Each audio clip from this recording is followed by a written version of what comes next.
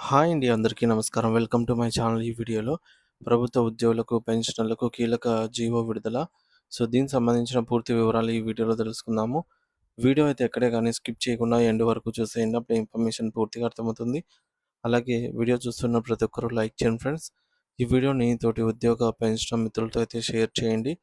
కొత్తగా మన ఛానల్ చూస్తున్న వారు ఇంకా ఎవరైనా సబ్స్క్రైబ్ చేసుకోకపోతే వెంటనే మన ఛానల్‌ని సబ్స్క్రైబ్ చేసుకోండి. సబ్స్క్రైబ్ చేసుకోవడం వల్ల నేను చేసే ప్రతి ఒక్క వీడియో మీ వరకు రీచ్ అవుతుంది. ఫ్రెండ్స్, ఇక విషయానికి వచ్చినట్లయితే జీఓఎంఎస్ నెంబర్ 129 ప్రకారంగా ప్రభుత్వ ఉద్యోగుల స్థానిక క్యాడర్ కేటాయింపు మరియు ఆప్షన్ ఫామ్‌ల సమర్పణ ప్రక్రియ అత్యంత కీలకమైనది. దీని గురించి ప్రతి ఉద్యోగి క్షుణ్ణంగా తెలుసుకోవాలి.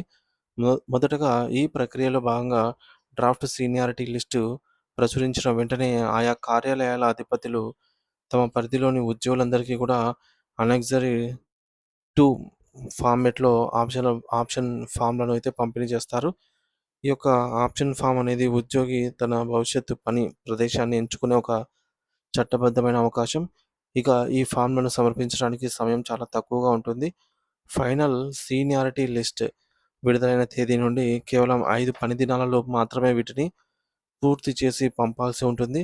ఇక్కడ గమనించాల్సిన విషయం ఏమిటంటే, కేవలం ఆఫీసులో అందుబాటులో ఉన్నవారే కాకుండా సుదీర్ఘ సెలవులో ఉన్నవారు, ఇతర శాఖల్లో డిప్యుటేషన్‌పై ఉన్న, సస్పెన్షన్‌లో ఉన్నవారు లేదా ట్రైనింగ్‌లో ఉన్నవారు కూడా తప్పనిసరిగా తమ ఆప్షన్‌లనైతే తెలియజేయాలి. లేదంటే వారి కేటాయింపు ప్రభుత్వ ఇష్టానుసారంగా అయితే జరుగుతుంది.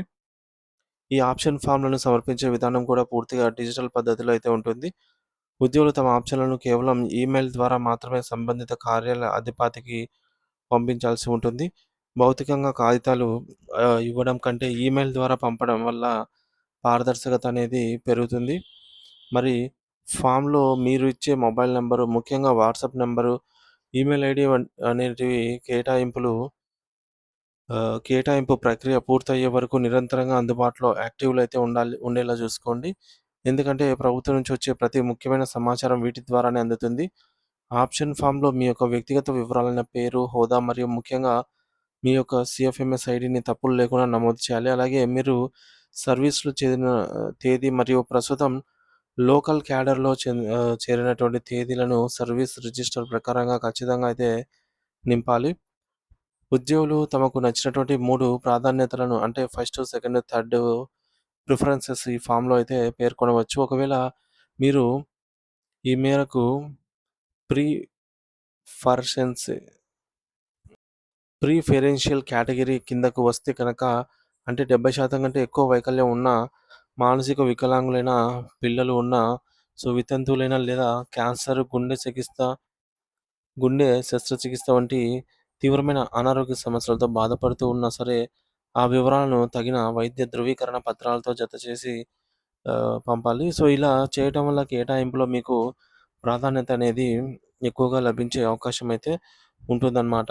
అలాగే కార్యాలయ అధిపతులు యొక్క ఫామ్‌లను సేకరించి అవి ఏ క్యాడర్‌కు చెందినవో, అంటే జిల్లా లేదా జోనల్, మల్టీ జోనల్ చూసి సంబంధిత ఉన్నతాధికారులకు ఈ యొక్క ఇంప్లిమెంటేషన్ కమిటీ పరిశీలన కోసం అయితే పంపిస్తారు. అయితే ఈ ప్రక్రియలో అత్యంత జాగ్రత్తగా ఉండాల్సిన అంశం ఏమిటంటే, ఒకసారి ఆప్షన్ ఫామ్ సమర్పించిన తర్వాత దానిని మార్చడానికి లేదా సమర్పించడానికి ఎట్టి పరిస్థితుల్లోనూ వీలుండదు. అది ఫైనల్ నిర్ణయంగా అయితే పరిగణించబడుతుంది. ఒకవేళ నిర్ణీత గడువులోగా మీరు ఆప్షన్ ఇవ్వకపోతే, మీ యొక్క సీనియారిటీ పక్కన పెట్టి అందరికీ కేటాయింపులు పూర్తయిన తర్వాత మిగిలిపోయినటువంటి ఖాళీలలో మిమ్మల్ని సర్దుబాటు చేస్తారు.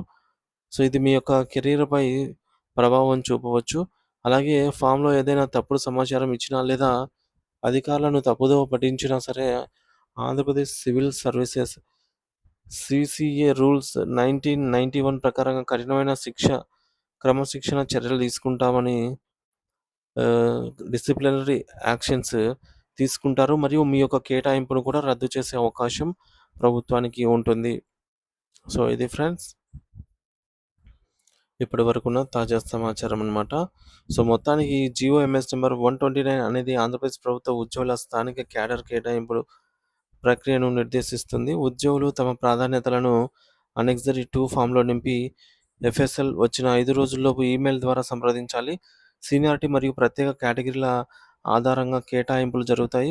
గడువు పాటించకపోవడం లేదా తప్పుడు సమాచారం ఇవ్వటం వల్ల ఉద్యోగి నష్టపోయే అవకాశం ఉంది కాబట్టి, ఈ యొక్క ప్రక్రియలో అత్యంత జాగ్రత్త అనేది అవసరము.